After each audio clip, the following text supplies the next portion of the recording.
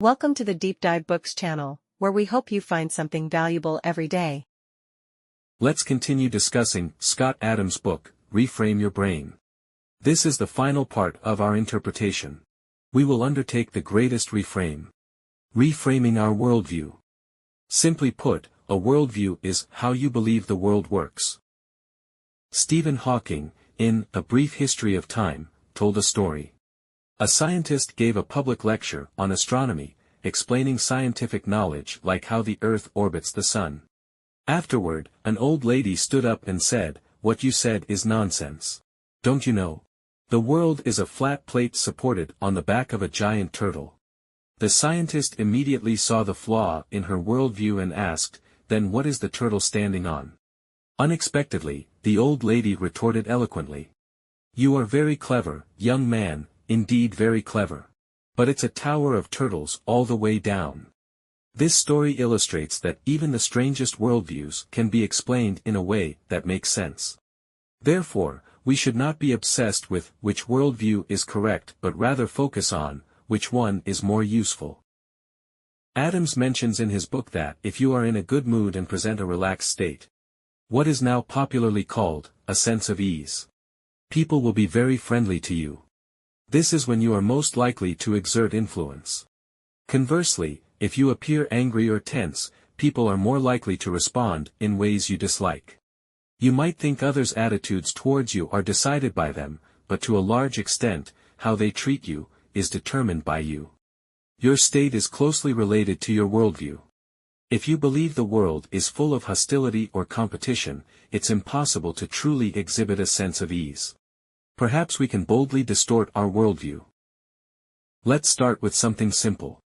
As mentioned earlier, if you want to quit drinking, you can simply tell yourself, alcohol is poison. Adams suggests a similar reframe. Sugar is poison. Clearly, these statements are not true.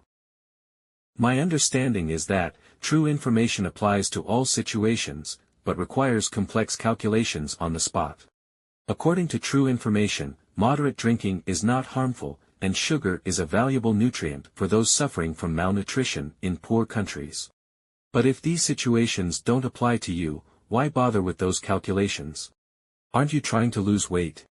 A distorted reality is more effective for you. Another reframe for losing weight is, I'm overweight because I spend too much time with the wrong people. This elevates the issue to the level of identity. If your friends are highly intelligent and disciplined, they are unlikely to be overweight, and by their influence, neither will you be. You are overweight because you are not on their level. As someone who is slightly overweight, I disagree with this statement. But I understand its motivational effect. All reframing is a mental exercise, and in the mental realm, we can be very free. Jordan Peterson, a professor we've mentioned many times on this channel, has a reframe. Life is an adventure. The characteristic of an adventure is that you actively seek adversity. For example, camping in the jungle, you already know there will be various difficulties, and you think it's meaningless if there are no challenges. You enjoy carrying heavy loads up mountains, setting up tents in the rain, and dealing with the hassle of eating and sleeping. You look forward to the next task.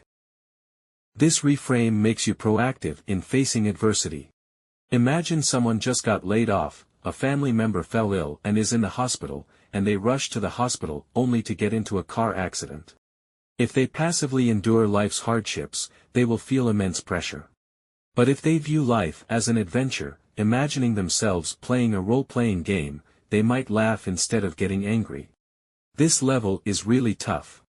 I'm curious about what will happen this afternoon.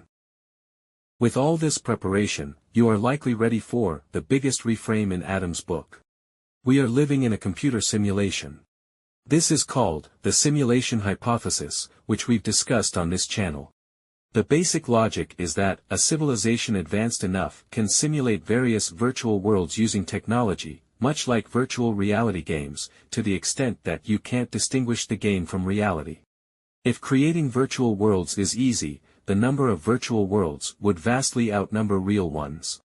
So, what's the likelihood that the world we live in is real? It's probably very small. Therefore, we are likely in a computer-simulated world, created by a higher civilization. People, including Elon Musk, believe in the simulation hypothesis. Although this hypothesis cannot be proven false, it can be very useful to you. As we mentioned earlier, treat life as a game.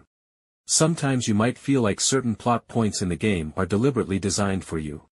For example, you might repeatedly encounter the same type of trouble over a period. Adams says that, for years, no matter where he lived, he always had plumbing problems. Could it be that the game designer wants to see how he solves plumbing issues? Is plumbing a theme arranged for Adams by the game? Perhaps the entire game's purpose is for players to evolve solutions to various problems. Maybe we are all participating in a large reality TV show, and every time you solve a problem, there are viewers applauding for you. Of course, the concentrated appearance of problems might just be a coincidence. But that's not important. The important thing is that the simulation hypothesis can keep your mindset positive. Adams then offers an intriguing insight. For a game designer, it's not worthwhile to detail every aspect of a virtual world. The way to save computing power is to generate details only when a player pays attention to them. If no one is currently on the moon, the computer doesn't need to render the moon's details. When humans send a probe to the moon in the future, it can generate things like soil details then. This implies that what the game generates depends on where you focus. So, is it possible that if you focus intently on positive things, the game will generate more positive things for you? This immediately reminds you of the law of attraction. Rhonda Byrne's The Secret describes this law, essentially saying that, if you boldly imagine getting something, the universe will help you achieve it. Our channel has always been skeptical of the law of attraction, citing research evidence that such daydreams are not only ineffective but also harmful. But Adams, he kind of believes in the law of attraction. However, Adams' version is slightly different. Others say you should imagine in detail having what you want, with vivid and specific images. For example, if you want a degree, imagine what the diploma looks like.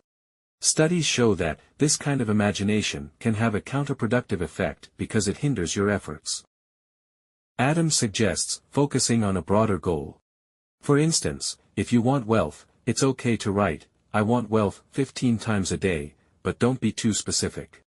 Don't say you want wealth through the next promotion. Adams' suggestion is more about maintaining a positive mindset rather than a specific daydream. But still, you get what you focus on sounds too metaphysical. Adams even says that the bad things that happen to you for no reason might be because you accidentally focused too much on them, so the system generated them. Putting aside the metaphysical aspect, this reframe's benefit is that it makes you more proactive and understanding of others. If we assume everyone lives in a reality they create, it's easy to explain many things. Adams says some of his friends, including people like Elon Musk, dare to imagine extraordinary ideas and then create extraordinary realities. Whether you call this the law of attraction or a warped reality field, the point is you can completely disregard objective reality without any penalty. The way you view yourself determines how the world treats you. What you focus on will be what the world gives you. The essence of the reframe concept is that the subjective mental framework of the brain has substantial impacts. Adams does not mention Robert M. Sapolsky, but he clearly believes in free will. Or at least in pretending to have free will. You are not merely a product of your genes and past experiences. You can always create your future experiences. You can reshape the operating system of your brain. An operating system refers to your instinctive way of interacting with new situations. For example, what is your instinctive reaction when facing a stranger? Adams observes that people's operating systems are roughly of 4 types. One is selfishness. I strive to get whatever I can, and I believe others will do the same. Such people might be the majority, avoiding conflicts with strangers but also avoiding deeper connections. Another is revenge. I always feel others are hostile towards me, so I need to fight back. Most of this hostility is imagined. Another is victimhood. I am always bullied, but there's nothing I can do, so I just endure it. These three operating systems provide emotional value by giving excuses for selfishness, loss of control, and failure, offering short-term comfort but no long-term benefits. The best operating system is the fourth one, called reciprocity. If I make myself useful, good things will happen to me. This is the game strategy we consistently advocate. Be a supplier, start with generosity, always ask what you can do for others, and consider rewards as a byproduct. Your generosity might be taken advantage of by some, but that's a small price to pay. If you cannot rationally understand the benefits of reciprocal play, even a reframe like, "good people will be rewarded," can be very useful. There's a popular saying. Pessimists are often right, but optimists are often successful. Ideally, a worldview should be as realistic as possible, but evolutionary history suggests that seeking truth and seeking survival are not the same. Objectively pointing out flaws in a partner's face won't help you find a mate.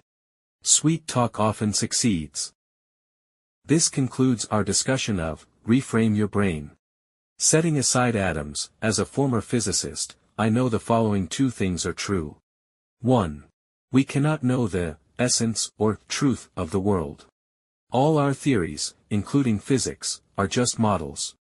Some models simply have better predictive power than others. 2. Humans perceive the world in the form of continuous narratives. That is, stories. Everyone lives in a story they tell themselves. Given this, reframing is about telling a better story. Good doesn't mean true. Useful means good. If you feel there is value in this, please like, subscribe to this channel, and leave your thoughts or suggestions in the comments section. Let's grow together and read more good books.